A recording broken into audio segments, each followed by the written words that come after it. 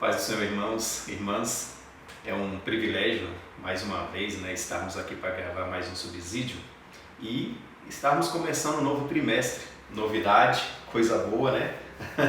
A revista aí quentinha que acabou de sair, e o título da nossa revista ele é bem oportuno, acredito, para o momento que nós estamos passando, que é a questão da nossa, vamos dizer, da mordomia cristã, né? O título da revista é Mordomia Cristã, Princípios Esquecidos do Serviço ao Senhor.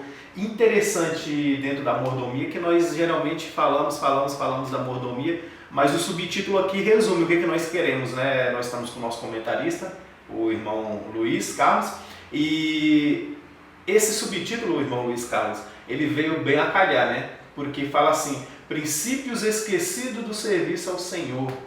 E nós, mais uma vez, me sinto privilegiado de ser convidado para participar logo da introdução da revista, vamos dizer assim, né? A cereja do bolo geralmente é a abertura e o fechamento, né?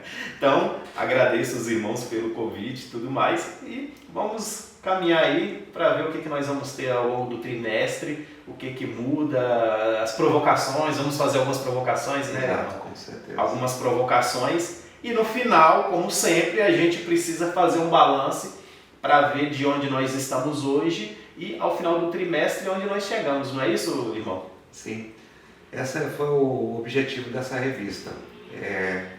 Nós temos percebido na atualidade que muito serviço cristão, que era a base da igreja cristã desde o início, tem sido deixado de lado, e nós temos entrado muito para o lado nosso pessoal.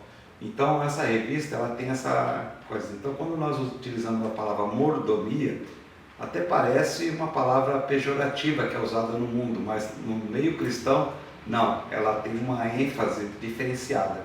A ênfase é serviço, é servir, ser servo do Senhor. Isso é mordomia cristã. Amém. E o que nós, já começando aqui, o que você acha que nós chegamos, o que causou, por que nós chegamos nesse ponto de hoje em dia ser necessário, esse assunto é necessário ser abordado, por que se tornou necessário e urgente nós abordarmos esse assunto novamente? O que aconteceu para que nós chegássemos nesse ponto aqui, você acha, ao longo da história, assim, vamos dizer, da nossa caminhada da igreja, colocando aí no evangelho brasileiro principalmente, o que aconteceu aí? Eu tenho uma visão um pouco ampla, é um pouco discutível isso, nós temos que discutir vários aspectos, mas um aspecto bem básico para ser discutido é que, além do conjunto todo, toda a esfera, é ser o humanismo, assim, o homem ser o centro das atenções. Nós tiramos Deus do centro e colocamos o homem. Então, quando se coloca o homem no centro, então o homem busca tudo aquilo que é prazer dele, para ele. Então, nós temos hoje buscado ser ricos, serem vangloriados, temos uma vida voltada onde eu tenho que ser a pessoa elogiada. E nós temos algumas palavras-chave dentro dessa revista que, no decorrer, quem estudar ela, o professor que tem essa aptidão, ele vai pegar essas palavras-chave que está embutida ali e ele vai destrinchar essa palavra mostrando para nós. Então, além do contexto da história, tudo que está sendo escrito aqui, essas palavras-chave que está contida aqui é para mostrar para nós que nós temos uma obrigação. Nós não fomos colocados à toa aqui na Terra, né? Isaías escreve que essa Terra não foi criada para ser desabitada. Sim. Mas Deus também requer de nós alguma coisa. E que é esse requerer de nós, né? Vamos assim supor que ele precisa de pessoas que o auxiliem. Então não foi à toa quando ele criou o mundo, formou o jardim do Éden, e pegou e formou o homem e falou assim, colocou o homem para cuidar do jardim.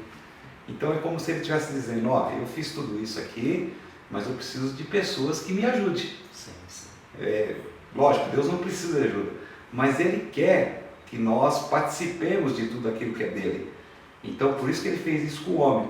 E o homem cometeu os seus erros, e a gente tem que tentar buscar no meio cristão justamente isso, a forma como nós vamos trabalhar para o Senhor, como nós vamos engajar nessa, com a palavra agora me foge, mas assim, como é que eu vou me colocar como essa obrigação, vai se dizer, que Deus requer de mim, né? Porque quando eu me coloco como servo, eu não estou me colocando como um escravo, mas como uma pessoa que se entrega voluntariamente, com humildade, para fazer algo para alguém que eu o honre, alguém que eu venero, alguém que eu admiro, alguém que eu idolatro, né? Então esse é o sentido de ser servo no meio cristão, é isso aí, ser servo é se entregar voluntariamente, com humildade, com um coração dedicado a agradar aquela pessoa.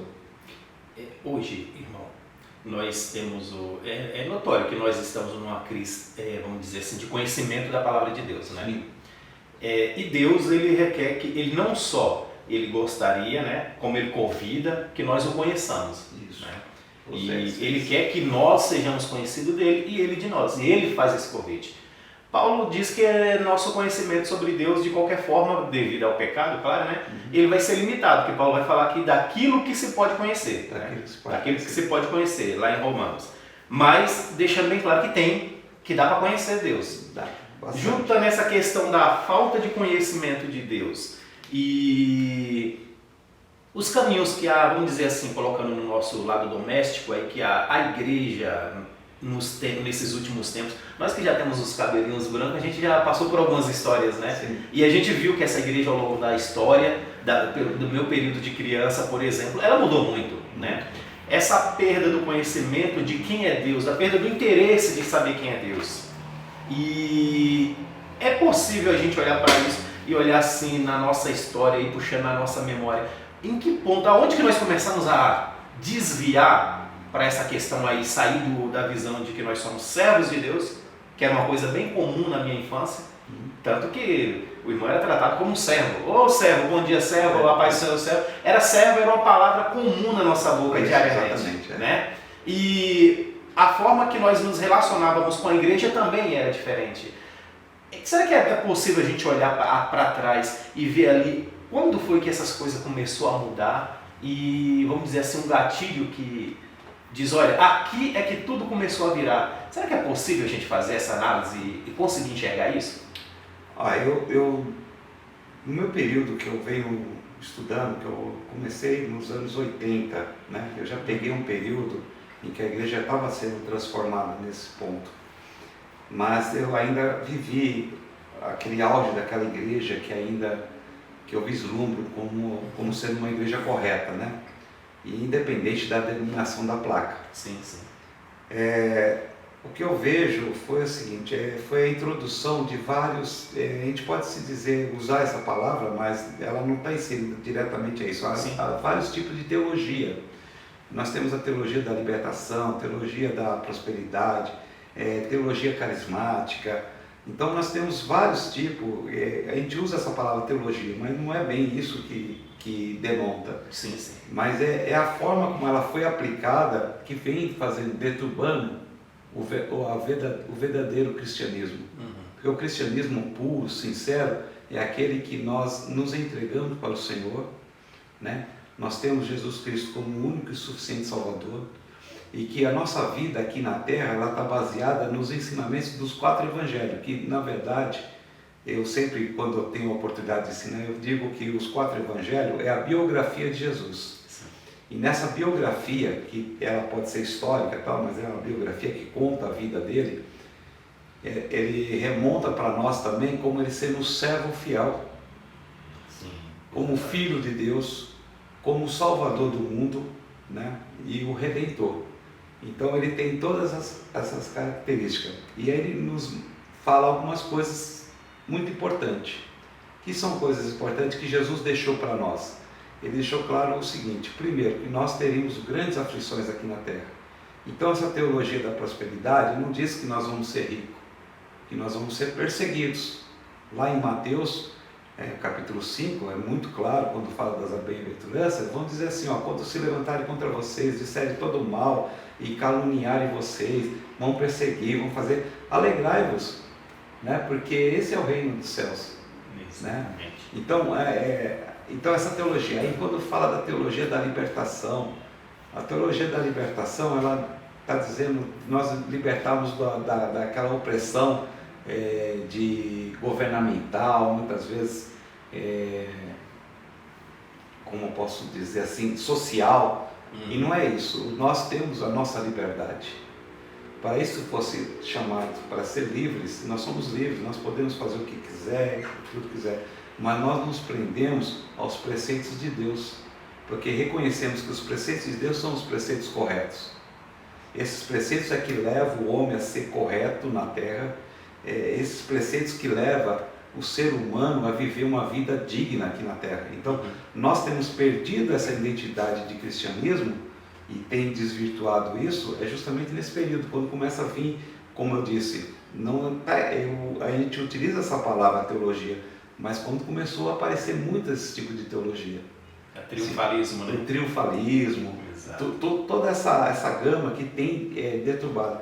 E eu ainda sou mais categórico para dizer o seguinte, isso é o dedinho do inimigo utilizando essas sutilezas para poder influenciar o cristianismo.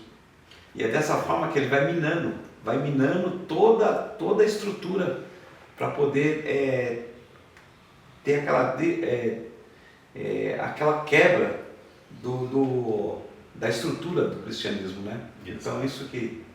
Ou seja, sem conhecimento de Deus, sem conhecimento do homem também, né? Sem conhecimento do homem. Se eu não sei quem é Deus, eu não sei quem sou eu nessa história toda. Né? Por isso que o mundo está perdido. Você falou na questão da teologia da prosperidade, esse triunfalismo hoje, a gente pode dizer que esse triunfalismo hoje ele é, vamos dizer assim, majoritário dentro das igrejas hoje? Sim, eu posso dizer porque eu tenho, pelo menos na região que eu vivo, né, onde eu estou inserido, boa parte das igrejas que eu visito, que eu conheço, e os pregadores que eu tenho visto, muitos, eu não estou dizendo que não existe, mas a grande maioria, hoje as pregações são de vitória, são pregações que fazem com que o homem levante o homem, coloque ele lá no pedestal, e dificilmente nós temos visto pregações em que nós exaltamos o nosso Deus. Pregações que fazem com que o homem se humilhe, dizendo assim, eu sou um servo inútil, e só fiz aquilo que o Senhor me pediu. Isso. Né? Então dificilmente aquela pregação que diz assim, que o meu povo que se chama pelo meu nome, se humilhar, deixar os seus maus caminhos, dificilmente, ao contrário, está dizendo, não, Deus te chamou porque você tem que ser cabeça. Né? E não é isso, é aquela pregação que diz assim, ó, vocês estão em pecado, se vocês não se humilharem, não voltarem ao Senhor, não deixarem os seus maus caminhos, Ele não vai visitar vocês, Ele não vai sarar a sua terra, Ele não vai fazer com que os céus se abram e derramam bênçãos sobre ti. Olha o contraponto entre ser cabeça e ser cauda. Né? Então é isso que nós temos visto muito, pelo menos eu estou inserido dentro de uma... que eu disse, dentro da minha área, da minha região, eu tenho visto isso, nós estamos na região do ABC, né, ABC Paulista, que compreende São Bernardo do Campo, Santo André, São Caetano, Mauá, Diadema, Rio Grande da Serra, Paranapiacaba, são as regiões aqui da ABCDM. E aí eu vejo na grande São Paulo também grandes pregadores, mas que estão pregando só vitória, vitória, vitória, e não prega arrependimento, não prega humildade, não prega conversão de vida. Conversão de vida parte do momento em que eu tenho que vir como eu estou, mas eu tenho que mudar minha forma de andar, porque daqui para frente eu vou ser uma nova pessoa. Não, a pregação é, você vem como está, permaneça como está e Deus vai te abençoar. E vai ter vitória. E vai ter vitória. Então, por isso que eu coloquei aqui que a introdução nos diz que a mordomia é um conjunto né, de doutrinas, né, de dogmas, que faz com que nós possamos crescer. Então está aqui, escrito aqui, crenças e dogmas da fé que devem ser transmitidos, ensinados e praticados por todo crente em Cristo Jesus. Então, quer dizer, é algo que nós temos que voltar, ensinar o que é mordomia novamente. É um conjunto, e eu acho interessante, eu participei, nós, por misericórdia do Senhor, Ele me permitiu, nós temos participado desde o início, quando nós começamos esse trabalho de começarmos a escrever Escola Bíblica Dominical, revistas, no nosso ministério aqui. E desde o início até essa aqui, eu não estou dizendo que é um encerramento, mas assim, a mordomia cristã, na verdade, ela está sendo um encerramento de um ciclo de ensinos que nós tivemos, que são as doutrinas que veio lá quando fala sobre quem é Deus, a doutrina lá quando nós falamos sobre família, doutrina lá quando falamos do Apocalipse, né, que foi a primeira revista das 7 cartas do Apocalipse, e nós temos vindo e fala dos heróis da fé, que foi uma revista há pouco tempo comentada, ensinada no nosso ministério. Então, se nós pegarmos um resumo de todas as revistas, ela vai estar resumida entre o que é mordomia, porque ela nos ensina a ser o que nós somos, verdadeiros cristãos. Que é esses cristãos que têm a essência de ser de acordo com o Deus quer, e Ele tem se revelado. Foi interessante a sua palavra, alongando um pouquinho nessa coisa. Quando conhecer a Deus, o que é conhecer a Deus? Ele se faz conhecido, e é fácil. Nós não deixamos de conhecer a Deus quando nós olhamos para a Bíblia e queremos encontrar nela respostas daquilo que eu quero e não o que Deus está querendo dizer. Quando eu olho para a Bíblia, leio ela e estudo ela para entender o que Deus está se revelando, Ele está dizendo, vou pegar uma frase tão fácil, tão simples, né? Que Ele diz assim: sede santo porque eu sou santo, né? Então o que Ele está dizendo? Assim, se santifique, se purifique, se separe, seja diferente, porque eu sou diferente do que vocês estão vivendo, eu sou diferente daquilo que você acha que é. Então, Ele se revela. Agora, eu quero olhar para a Bíblia e buscar aquilo que me interessa, e não buscar a Deus. Esse que é o problema. E esse é o problema. Esse é o problema. Essa é a dificuldade. Exatamente. E eu acho aqui é interessante que nós já começamos com a leitura oficial. Esse versículo 1 e 2 aqui, ele já diz tudo, né? Isso. O versículo 1 e 2, ele é a lição completa. Exato. Ele define a lição completa. E na revistinha nossa aqui na versão está assim: portanto que todos nós nos consideremos como servos de Cristo. Isso. Primeiro como servos, né? E aí continuando, e encarregados dos mistérios de Deus. E no final do 2 aqui vai dizendo o que se requer desses encarregados é que sejam fiéis. Ou seja, mordomos fiéis, servos fiéis, né? Aí para quem gosta, né, que entende mais da área do grego, que a gente vai ter aquelas duas palavrinhas lá bem comum, né? Eu gosto que alguns pregadores aí não vão precisar citar, né, famosos, mas eles gostam de usar essas palavras, principalmente a pronúncia, acho que é Ruiperetes, né? Outros chegam a pronunciar Ruiperetas, né? Mas é Ruiperetes. E nós vamos ter aqui que significa servir ou estar em serviço, alguém que é subordinado, né? E ele fala que é de Cristo, ou seja, um escravo de Cristo. Alguém que está subordinado, vamos colocar assim, seria subordinados a Cristo, né? E quando nós vamos avançando para o outro termo que a gente vai achar aqui, que é a questão que a gente entra também na economia de Deus, né? Isso. Que é o economos. Ou seja, o economos já é um pouquinho mais diferente, ele está ligado à mordomia da casa, né? O servo da casa, que cuida. Isso. Inclusive, por se tratar de uma palavra do grego e num contexto lá do período de Jesus, ele inclusive era usado para aqueles servos nos campos de batalha que servia militarmente, né? O cara que, vamos dizer assim, aquele servo que organizavam dentro do acampamento a rotina diária ali, ou seja, ele era um mordomo, alguém que cuidava dali. E uma palavrinha que não está nesse versículo, mas que liga direto, que é o doulos, por exemplo, né? O doulos, que é a questão de quem está cuidando do reino do Senhor, né? E nós vamos achando essas palavrinhas aí, ou seja, o cristão é um doulos, voluntário, que está mais ligado a voluntário, né? Isso. E ele se entrega não por obrigação, mas por amor e lealdade. Ou seja, se nós for resumirmos esse versículo aí, ele quer que nós sejamos servos, fiéis e zeladores do reino de Deus, né? Porque o versículo 1 aqui já diz, né? Como servos de Cristo, encarregados dos mistérios de Deus. Ou seja, nós somos aqueles que zelam pelos mistérios de Deus dentro da igreja. Essa visão aqui, e aqui vai se aplicar tanto para o mestre, para o pastor, para o irmão, vamos colocar aí, para o irmão que contribui, para o irmão que oferta, para aquele que ora pela igreja, para toda a igreja, né? Do menor ao mais velho, do mais novo ao mais velho. E a questão aqui que acho que pega mais o irmão, essa questão do encarregados do mistério de Deus, ou seja, alguém que zela pelos mistérios. Que é como o irmão falou, queremos hoje em dia ter esse evangelho triunfalista, que é muito status, muito cargo, mas ninguém quer zelar pelos colocando aqui, né? Ser encarregado de zelar pelos mistérios de Deus, a ética da igreja, a moral da igreja, a espiritualidade da igreja.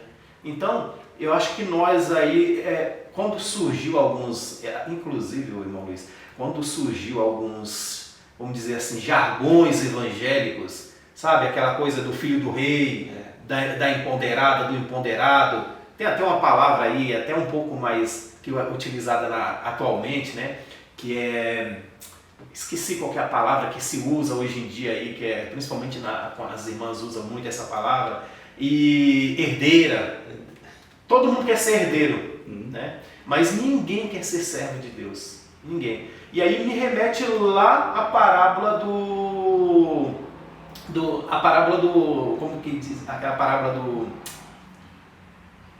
do servo, do que abandona, do pai, do filho que abandona, né? Do filho pródigo. A parábola do filho pródigo. Enquanto ele era servo, enquanto ele era filho, ele não dava valor do que era de Deus. Exato. Inclusive, a gente vai ver lá no final, quando o filho que ficou, ele continua como filho, nunca foi escravo lá fora, né? Isso. E nunca teve que se arrepender para voltar. Ele ainda tem a mentalidade de filho. A mentalidade de filho é meu, eu quero, né? Eu sou herdeiro. Mas quando esse rapaz ele volta, ele não volta mais com mentalidade de filho. Não. A mentalidade dele é o quê? Eu quero ser servo. Eu quero ser servo. Eu quero ser igual a um dos... Eu quero ser igual a um dos seus servos. Quando ele se rebaixa... No orgulho de filho ele saiu de casa, mas quando ele se rebaixou como um servo, se colocou igual aos outros servos do pai, aí que ele foi honrado no reino do seu pai. É interessante, porque é nesse ponto aí que nós pegamos, porque quando Jesus, ele é filho de Deus, e aí a Bíblia diz que quando nós aceitamos, deu o direito de ser chamados filhos de Deus. Então ele nos adota na família, porque nós somos adotados em Cristo Jesus, e nós somos colocados como o pastor Antônio Sebastião. Esse homem, esse mestre da palavra, eu gosto de citar ele porque eu amo esse homem pela sabedoria que ele tem. Ele diz que ele coloca a gente como status maior de filho, porque ele tira a gente daquele status que a gente estava morto em tudo. Sim. Ele transporta isso aqui e coloca como status de filho maior, de igualdade a Jesus, porque Jesus é a primícia, né? Sim. É o primeiro, é o primogênito. Exato. Mas ele dá a nós, a cada um de nós, esse status de ser igual. E é isso que tem errado na igreja, porque nós, ao compararmos sermos igual, nós não podemos ser, porque Jesus também diz assim: por que me chamas de bom? E Jesus era bom. Sim. Jesus era amoroso, porque senão ele não teria morrido por nós. Mas ele diz assim: Jesus só tem um que é bom, o Pai que está no céu. Então ele se rebaixa a dizer o seguinte: por que vocês estão... Agora nós queremos dizer, você é herdeira, você é filha de Deus, você é isso, aquilo. Nós estamos colocando assim: eu posso tudo. Mas aí eu tenho que entender que eu sou abaixo disso, eu me humilho e sou servo fiel. O que é ser servo fiel? Eu pego muito no versículo 4, se eu não estiver enganado, Romanos 12, 4 ou 12, 7. Eu sempre confundo, deixa eu ver. 12:7. Começar no 6, ele diz assim: de modo que tendo diferentes dons segundo a graça que nos é dada, e aqui ele está dizendo, dons, quer dizer, são bênçãos, são características, não. E a graça que é dada a nós, que é graça, aquilo que é imerecido, aquilo que nós não merecemos, é dado a cada um de nós. Se a profecia seja segundo a medida da fé, então eu tenho que profetizar segundo a minha fé, não profetizando à toa. Então, se nós formos desinchar tudo isso aqui, mas ele vem dizendo, ó, se é ministério, seja ministrar, se é ensinar, haja dedicação e tudo mais, ele está dizendo aqui, essa é a dedicação ao ministério, essa é a dedicação aos mistérios de Deus. Eu me dedicar e fazer de acordo que eu agrade aquele que me alistou para uma grande obra, ou aquele que me alistou para um serviço, como você disse, é aquele que está distribuindo lá nas trincheiras da guerra e estou administrando para que essa guerra seja bem sucedida. Porque se eu tiver um soldado mal alimentado, se eu tiver um soldado mal preparado, entendeu? Eu vou perder essa guerra. Exato. Então precisa de pessoas que administrem isso para que aqueles que estão à frente avancem e saia ganhando cada vez mais. A igreja precisa avançar e ganhar terreno. E eu tenho percebido que a igreja tem perdido o terreno. E a Bíblia diz que as portas do inferno não prevalecerão contra a igreja, né? E nós temos esmorecido justamente por causa disso, porque nós temos esquecido os princípios bíblicos. E é o que está o tema da revista. Sim. Princípios esquecidos. Doutrinas que nós estamos deixando de lado para podermos viver o nosso, vamos assim dizer, um mundanismo, né? Mundanismo não é coisa imunda, mas mundanismo é coisas do mundo. Do mundo. Ok? Exato. E quando nós olhamos aqui, é interessante o ponto B aqui que você colocou, né? Aí nessa questão do tópico 4, aqui o irmão Luiz, que diz assim, é sobre o reino de Deus. Isso. Precisamos nos conscientizar de que o trabalho que realizamos não deve ser feito para atender aos próprios interesses, mas ao interesse do reino de Deus. A gente pode dizer que hoje há uma busca exagerada por holofotes dentro da igreja? Com certeza. Com certeza, e às vezes eu me pego me policiando sobre isso. Até eu sou atentado para isso. Holofote, né? Quero ser bem visto, quero ser reconhecido, quero glórias para mim, né? Então eu me atento muito a isso. E é interessante quando nós vamos ver, hoje as pessoas estão mais preocupadas em buscar seu autopromoção, e esquecendo que o reino de Deus ele é algo que nos é imposto, né, pelo Senhor Jesus Cristo, dizendo o seguinte, vá até as nações, vá até os povos, vá até as pessoas, pregue o meu evangelho, batizem elas em nome do Pai, do Filho e do Espírito Santo, façam discípulos, né? E ele tem dito isso. Então é um trabalho que ele fala assim, vocês não vão ser gloriados por isso. Eu vejo uma passagem bíblica em que Jesus, quando ele mandou os 70, e quando eles voltam todos felizes, todos contentes, eles acham que vai... Aí Jesus fala o seguinte, vocês não devem ficar felizes por causa disso, porque vai chegar momentos difíceis, mas vocês só devem estar felizes por um motivo só, por um motivo. Os vossos nomes estão escritos no livro da vida, né? Ou que estão lá no céu. E mesmo assim, posteriormente, nós vamos ver lá Mateus, que ele diz que essas pessoas algumas vão aparecer diante dele e falar assim, mas Senhor, nós não te vimos nu, nós não te vestimos, né? Nós profetizamos em teu nome, nós curamos. Eu falo assim, afasta de mim que eu não conheço, porque vocês fizeram isso para autopromoção, para ser chamados de servos de Deus, para ser chamados homens de Deus. Eu não conheço vocês. Eu conheço aqueles que são humildes, aqueles que trabalharam para mim, visando que o reino de Deus fosse cheio. O que nós temos percebido é que o inferno tem ficado cheio e o reino de Deus está ficando vazio, né? Então, tudo resume-se também o quê? Não tem como fugir muito. A nossa missão de pregar o Evangelho. Mas como eu prego o Evangelho? né? É sobre o reino. Como é que eu prego o Evangelho? Quando eu vivo verdadeiramente a mordomia que Cristo me deu, né? Uma das palavras que eu falei são palavras-chave que está aqui. O que todo homem foi criado para gloriar ou glorificar a Deus. O que é glorificar a Deus? Glorificar a Deus é fazer com que Ele seja venerado, seja adorado e seja colocado em autoestima. Então isso é glorificar a Deus. E quando eu sirvo a Deus com humildade, eu estou adorando a Deus, eu estou glorificando esse Deus. E quando eu busco meus próprios interesses, quando eu busco o holofote para mim, eu estou buscando glória para mim. E estou tirando a glória de Deus e pondo a glória em mim. Então o erro está nesse ponto. Por isso que é sobre o reino de Deus. Precisamos entender, ter consciência que o trabalho é para glorificar a Deus e para o reino dele. E é para Deus. Se eu posso contar rapidamente, mas eu tinha um bom emprego, um ótimo emprego. Só que me pegava muito tempo. E quando eu assentei no meu coração, falei, não, eu vou me dedicar mais à obra do Senhor. Eu tenho um chamado na escola bíblica dominical de ser professor, então muitos domingos eu faltava porque eu não conseguia participar.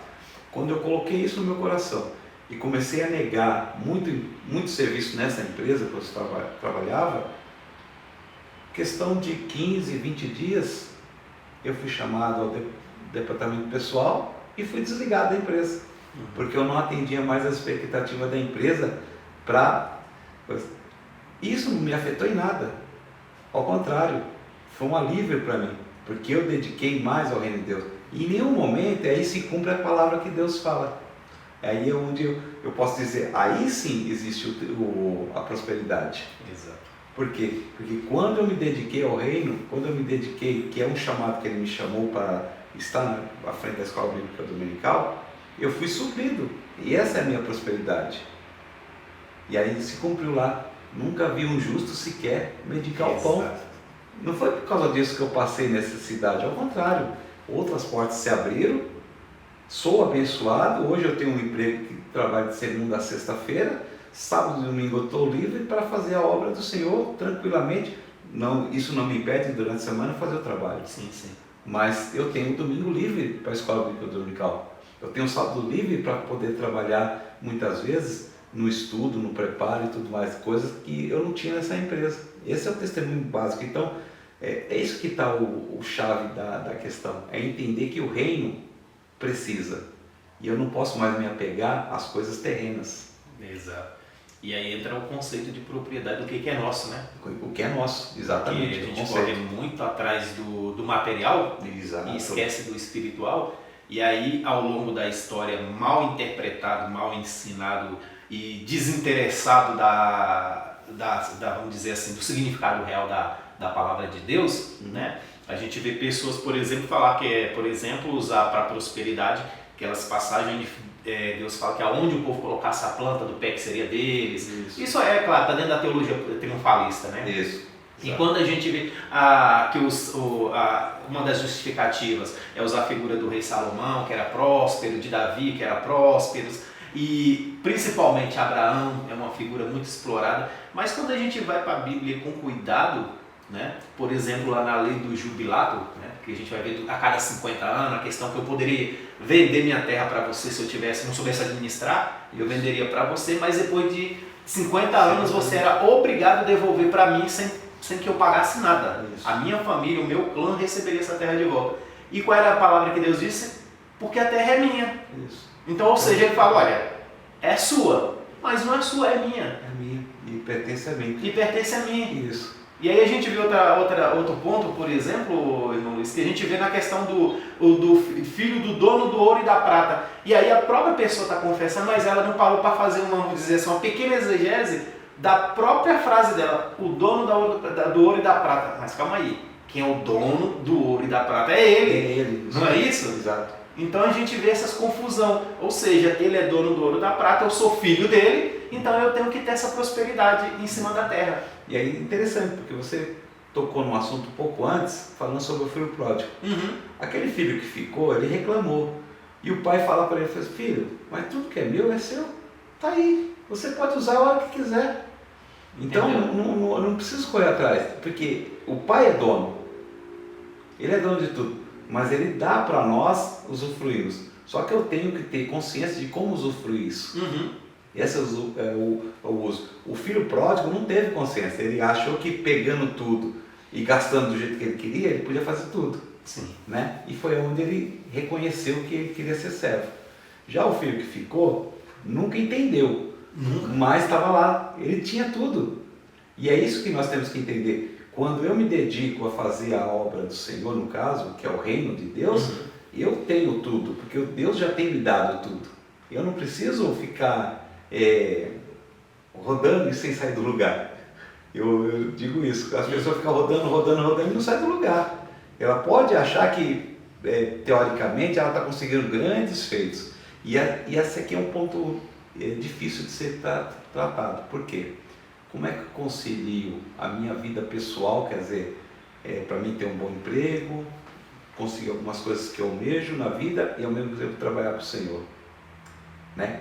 É esse equilíbrio que nós temos que buscar diante de Deus, desde que eu coloco assim, qual que é a prioridade? Nós não temos aquela escala de topo, primeiro Deus, depois família, igreja ou trabalho, igreja ali está em segundo, uns aspectos assim, pode intercalar. Mas se eu tenho Deus em prioridade, por que muitas vezes eu coloco o meu emprego em prioridade e esqueço a obra de Deus? Exato, irmão. Exato. Então eu tenho que ponderar ao ponto de dizer o seguinte, o meu caminho está entregue na mão de Deus. Ele que vai aplanar os caminhos, Ele que vai abrir as portas. Não é porque eu estou dando toda a obrigação para Ele, não. Ao contrário, porque Ele me prometeu isso. E se Ele me prometeu, então quando eu me dedico a fazer a vontade dEle, automaticamente é que nem um pai. O próprio Jesus diz, qual filho que pedindo um pão, você vai dar uma serpente para ele? Exato, isso mesmo. Né? Então ele vai dizer, o pai tem prazer em te dar o melhor da terra para você, porque você está fazendo aquilo que agrada a ele. Sim. A minha neta, quando me agrada, eu vou lá, compro um sorvetinho para ela, compro uma balinha, compro um pirulito, porque eu me agrado em ver a alegria dela, porque ela me agradou primeiro. Exatamente. O carinho dela, ela fez alguma coisa. Então é assim, quando nós trabalhamos para o Senhor vai nos retribuir com bênçãos. E ao contrário, eu fico rodando atrás de bênção, sendo que eu esqueço que fazer a obra do Senhor é que me traz bênção. Exato. E aí entra naquele conceito de o que é ser uma pessoa vitoriosa, né? Eu, há pouco tempo, eu ouvi alguém falar, né? Um pregador falar, que Deus estava revelando que havia uma pessoa ali, durante um culto na minha igreja, né? Que havia uma pessoa ali que ele estava sendo derrotado, que ele não estava sendo vitorioso por causa de algumas coisas que ele precisava mudar na vida dele. Aí eu parei para pensar, eu fiquei pensando, né? E o que é vitória para essa pessoa? Qual o conceito de vitória? Pensa numa coisa subjetiva. Né? Pensa numa coisa... Isso são palavras subjetivas. Fala, você não está sendo vitoriosa. O que é vitória para mim pode não ser para você. Mas aí voltando para a palavra de Deus, que é o que nos interessa, dentro da palavra de Deus, o que é ser um cristão vitorioso? É essa pergunta que a gente deve fazer, não é isso, irmão Luiz? Sim, e eu costumo, pelo menos na congregação que eu frequento, os irmãos lá, se alguém for visitar lá e perguntar para eles vão dizer sempre a mesma, porque eu falo sempre a mesma frase. Assim, a maior vitória minha, não existe maior vitória. Foi aquela que eu citei há pouco tempo atrás. É saber que o meu nome está escrito no livro da vida e eu vou morar no reino dos céus. Para mim já basta. É a grande vitória. É a grande vitória. Se eu estou tendo vitória aqui na terra ou não interessa. A minha vitória é que eu vou estar com Cristo no céu. E um grande exemplo disso aqui na questão da mordomia é o apóstolo Paulo, por exemplo, né? Um grande mordomo do reino de Deus, em que dedicou a sua vida, como ele mesmo diz, né? Gastou-se e deixou ser gastado em prol do reino de Deus, e no final, para ele foi uma pessoa vitoriosa. E aí você pega uma pessoa cheia de cicatrizes, das surras que levaram onde passou. 40 chibatadas ali. Praticamente, segundo a história, quase cego, né? abandonado dentro de uma prisão, até mesmo colocavam pela igreja, né? Exato. Aí é claro, tinha suas dificuldades e tal, para chegar acesso até ele, a lei, é tudo, isso aí a gente não vai questionar também, né? Mas o fato é que abandonado pela igreja, né? Ao ponto dele só poder contar com uma única pessoa, que é o Timóteo, que ele faz aquele apelo naquela carta para que ele chegue até antes do inverno, e eu gosto de sempre pensar, quando eu ouço essa parte, eu pergunto para mim, será que Timóteo chegou antes do inverno? Isso. Né? Será que ele chegou antes do inverno? Me traz essa capa. Que eu tô com frio. Será que ele chegou? É. E aí a gente olha para Paulo e Paulo se declarava como uma pessoa extremamente vitoriosa. Ele fala, a coroa da justiça já está me reservada. E para isso esse era o triunfo de Paulo. Isso. Aí é onde a gente se pergunta, será que nós não estamos ensinando errado sobre o que é ser um crente vitorioso? Porque a expressão de um crente vitorioso hoje nos dias de hoje é alguém que troca de carro com frequência, isso, que tem uma boa casa, que seus filhos, se tem filhos, não dê trabalho para os pais, porque se os filhos der trabalho alguma coisa você errou, você está fazendo errado, né? É alguém que não tem doenças graves no meio familiar, é alguém que não tem perdas. Então, será que nós não estamos ensinando errado essas coisas, né? Dentro da própria igreja, nós não estamos cultivando o triunfalismo e esquecendo do que é mordomia cristã, que é o propósito desse trimestre, né, dessa revista de resgatar? Eu tenho, por mim, assim, longe de eu achar, a quem estiver escutando essa frase minha agora, de me gloriar nela, mas longe disso, mas é só para contextualizá-la. Eu tenho 40 anos de evangelho e 25 de diaconato. Então, 25 de diaconato é servindo ao Senhor na igreja, quer dizer, ajudando nos afazeres da igreja. E todos esses afazeres, então nesses 40 anos eu aprendi com vários pastores, não foi um ou dois, foi vários pastores, vários obreiros, vários presbíteros que me ensinaram muitas coisas. E isso tem sido uma bagagem. E são homens e mulheres até, né, quando eu digo aqui, que me ensinaram a humildade de servir ao Senhor, de buscar, e são pessoas que não tinham o glamour como muitos hoje pensam, né? De ter casa, ter carro, ter roupas de grife, nada disso. Mas são pessoas que se dedicaram, que oraram, que dobravam o joelho, tinham os joelhos calejados. Entendeu? Né? Homens que saíam, saíam das suas casas, missionários que eu conheço. Olha, eu posso citar aqui um que eu admiro demais. Dois, né, na verdade, mas um eu vou citar aqui, que é o Abibo e a Merab, que são um casal. Esse casal aqui, eu admiro eles por causa de Senegal, isso é uma situação dificílima, eu conheci eles desde o início, né? Estão lá, hoje eles estão lá ministrando na Espanha, né? E tenho contato com eles, mas são pessoas que, a Merab mesmo abandonou eu conheço a família dela todinha. Ela deixou a casa dela para ir para uma região totalmente diferente do que é Brasil, do que é a região onde ela morava. Totalmente diferente. Para quê? Por amor ao Evangelho, para fazer. Pensa se ela não é abençoada. Pensa se ela não é abençoada. E nós estamos preocupados se eu vou ter uma casa. O proprietário é o Senhor.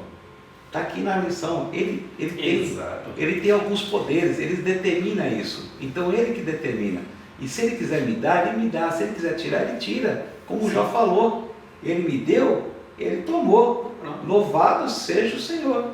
Exatamente. E há pouco tempo, como eu disse, nós estudamos sobre Jó, então isso aqui é um apanhado geral de tudo que nós já estudamos e aplicamos na nossa vida cristã.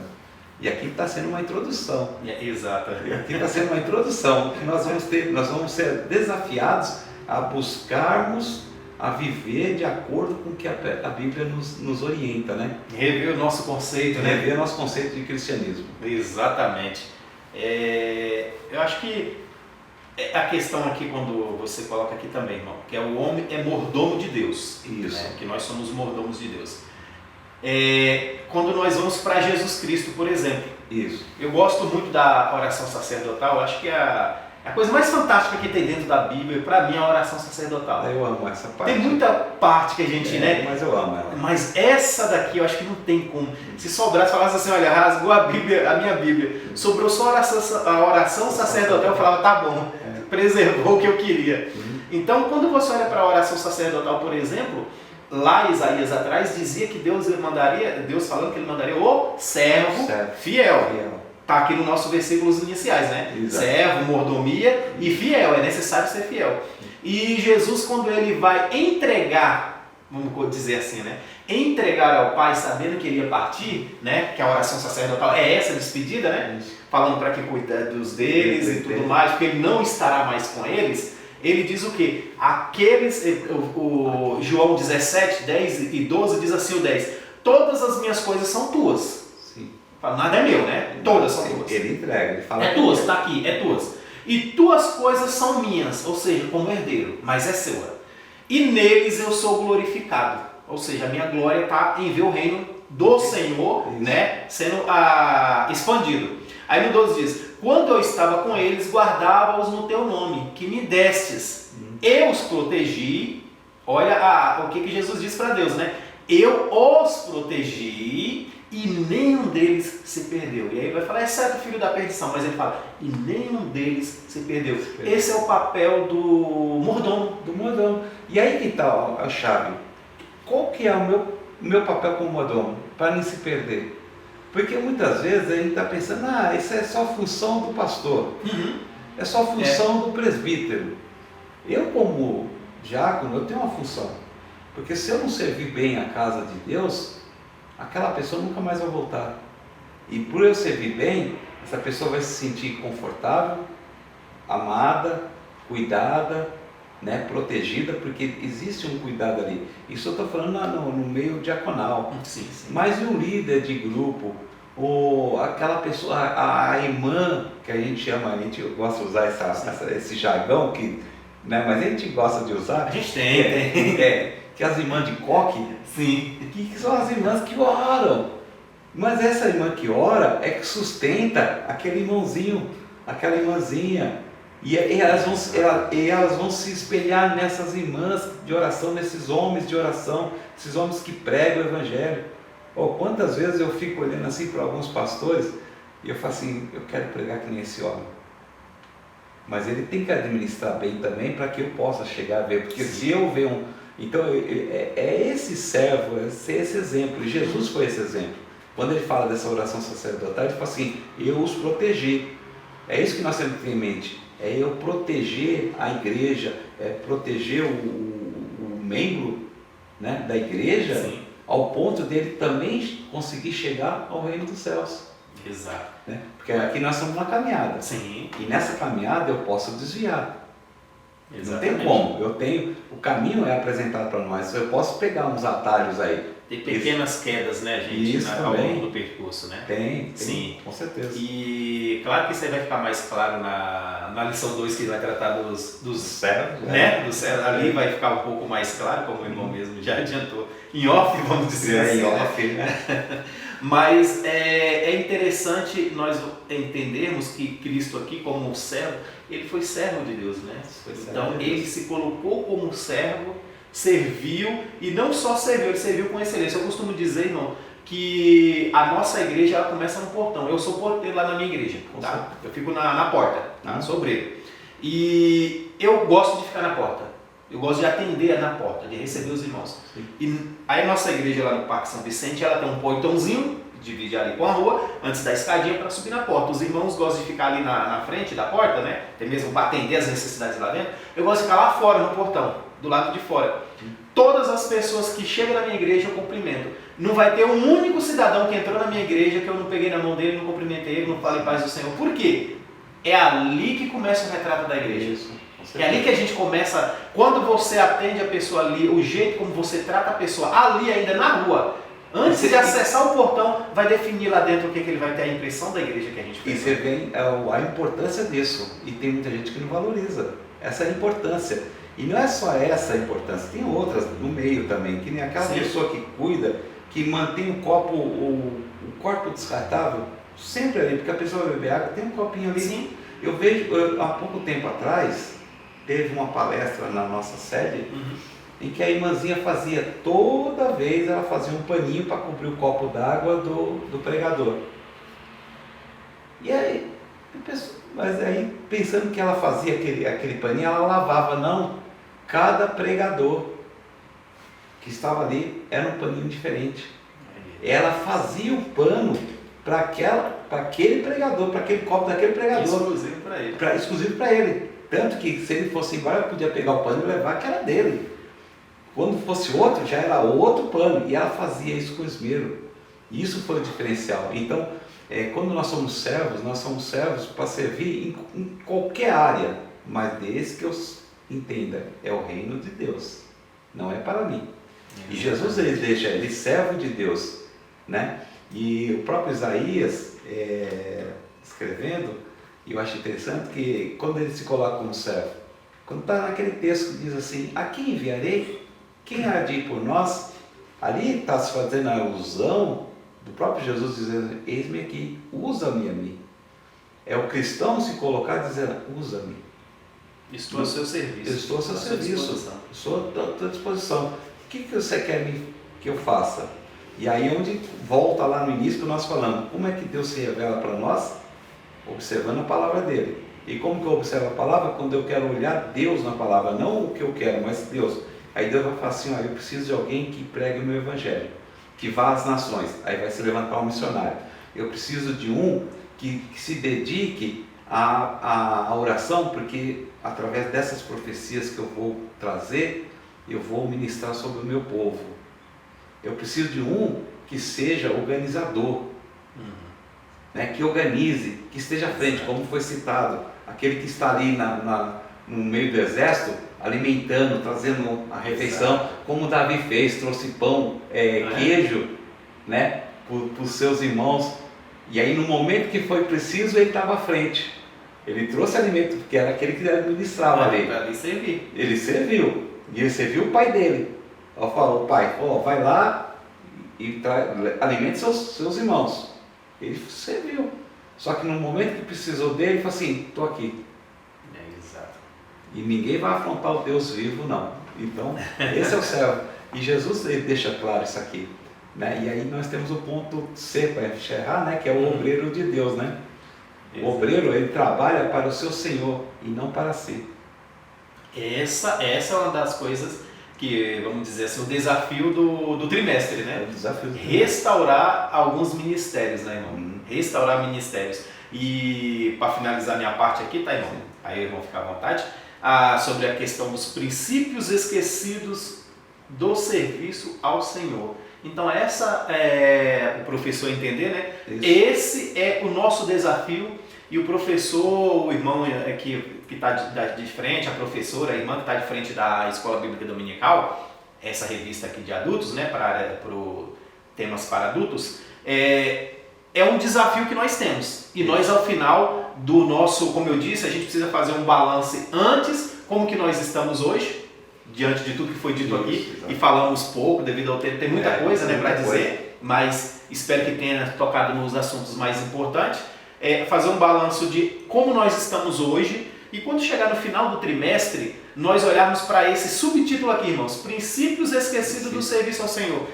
O que nós conseguimos mudar? Né? Nós conseguimos restaurar, que essa é a proposta, né, irmão? Como comentarista, o irmão Luiz, ele tem esse propósito, que é restaurar o serviço de mordomia ao Senhor. Então, que esse seja um objetivo que nós tenhamos em mente nesse trimestre e que desde já nós começamos a trabalhar com esse propósito. Não é isso, irmão? Exato. Tanto é que eu vou fazer até o inverso. No início nós não me apresentei, mas o objetivo, quando me foi proposto esse tema, foi justamente isso. Quando eu coloquei diante do Senhor, eu falei assim, não, eu vou trabalhar sobre o mordomia cristã, tem vários assuntos, eu posso... Mas qual o objetivo da mordomia cristã?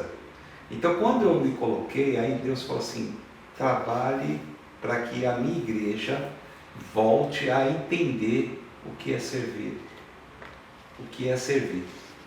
Eu gosto muito quando o pastor Deiró de Andrade, ele tem o jeitão dele, aquela forma dele, mas ele sempre fala uma frase muito bonita que eu gosto no jeito que ele fala. Ele Assim, ele é pastor, ele é presidente do ministério quando ele está lá do setor dele, ele é uma pessoa muito concentrada, mas ele fala assim, eu estou aqui para servir, eu estou servindo lá na minha capelinha.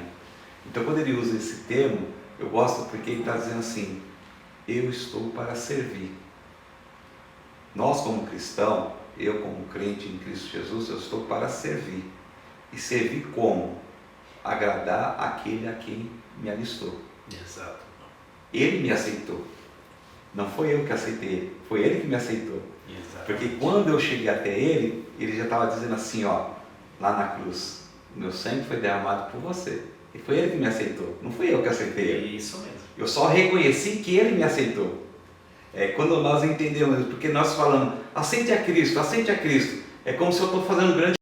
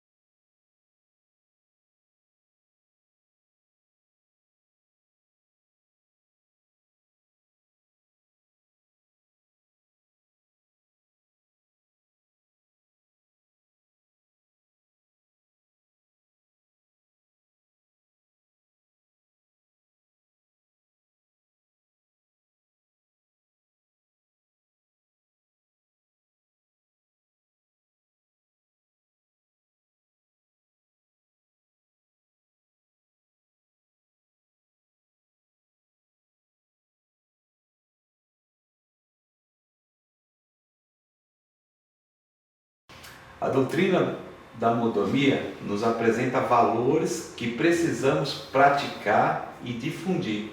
Convencidos desses valores, tornando-nos servos fiéis e entendemos que o sentido de nossa vida consiste em adorar, reverenciar e glorificar o Criador dos céus e da terra, que sejamos bons dispenseiros do Senhor. E esse é o dispenseiro, sejamos considerados, porque chegará, como foi dito aqui, a lição 2 vai ser o tópico geral de toda a revista. Nós demos introdução, mas vai ser o tópico geral. No final de todas as coisas, nós vamos poder chegar diante do Senhor e Ele vai assim, bom, fiel e servo, entrai no regaço do seu Senhor, quer dizer, entrai no descanso do seu Senhor, né? E porque fosse fiel no pouco, você foi pouco, mas eu no muito te colocarei no reino celestial. Amém.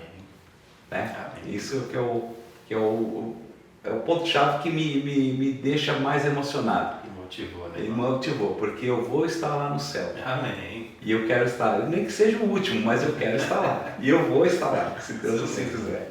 Amém. Então, sendo assim, irmãos, nós agradecemos aí a paciência, né, dos irmãos e esperamos que essa abertura, né, que foi só uma abertura, como o irmão falou, para apresentar aí o nosso desafio do trimestre, que essa abertura aí contribua para que nas próximas aulas a gente venha crescer, né, em conhecimento da palavra de Deus e, como é o propósito da revista, resgatar alguns ministérios dentro da mordomia cristã. Isso. Amém?